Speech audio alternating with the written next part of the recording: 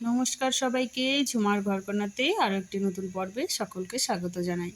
তো দেখো, আমার আজকের রেসিপি ফুলকপি আলু দিয়ে মাছের ঝোল। তো ফুলকপি কিন্তু শীতকালীন সবজি হলেও এখন কিন্তু সারা বছরই পাওয়া যায়, তবে অতটা ভালো লাগে না খেতে, শীতকালেই বেশি ভালো লাগে।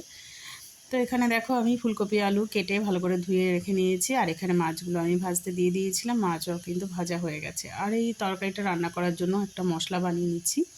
দেখো, ছোটো একটা পেঁয়াজ নিয়েছি, 3-4 কোয়া রসুন, 1 চামচ জিরে আর 3-4টে কাঁচা লঙ্কা। একসঙ্গে কিন্তু আমি একটা মিহি পেস্ট তৈরি করে নেব।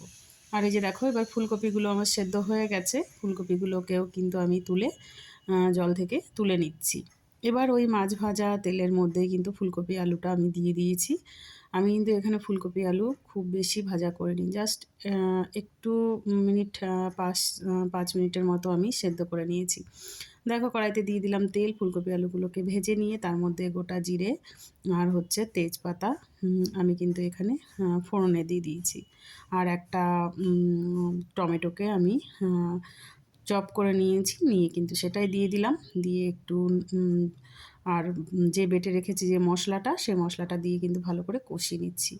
এবার আমি এখানে দিয়ে দিয়েছি নুন, হলুদ, সামান্য চিনি আর সামান্য একটুখানি কাশ্মীরি লঙ্কার গুঁড়ো দিয়ে সামান্য জল দিয়ে মশলাটাকে ভালো করে কিন্তু কষিয়ে নিয়েছি। দেখো, আমার কষানো হয়ে গেছে, তেলও ছেড়ে দিয়েছে। এবার ফুলকপি আলুটাকে কিন্তু আমি দিয়ে দিচ্ছি।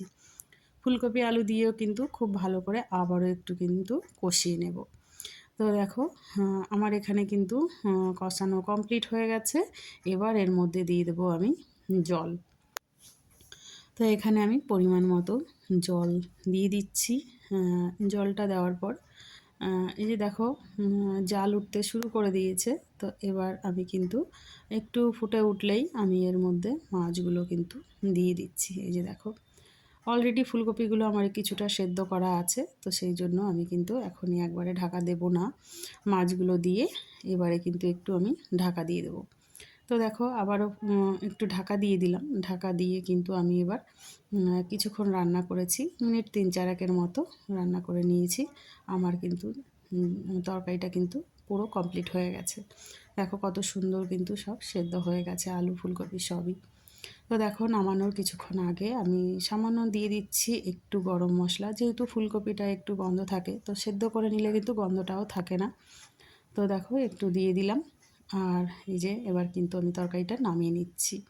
এরকম কিন্তু হালকা পাতলা তরকারি খেতে কিন্তু ভীষণ ভালো লাগে। তো এই যে দেখো, আর এরকম হালকা পাতলা তরকারি খাওয়া স্বাস্থ্যের পক্ষেও খুব ভালো। তো এই রান্নাটা তোমরা অবশ্যই ট্রাই করো। আর ভালো লাগলে একটা কমেন্ট করো, লাইক করো, শেয়ার করে দিও। আর আমার এই চ্যানেলটিকে সাবস্ক্রাইব করে তোমরা সবাই পাশে থেকো। তো যারা যারা আমার ভিডিওটি দেখছো, তাদেরকে অসংখ্য ধন্যবাদ। সবাই ভালো থেকো, সুস্থ থেকো। দেখা হবে আবার নতুন কোনো একটা পর্বে।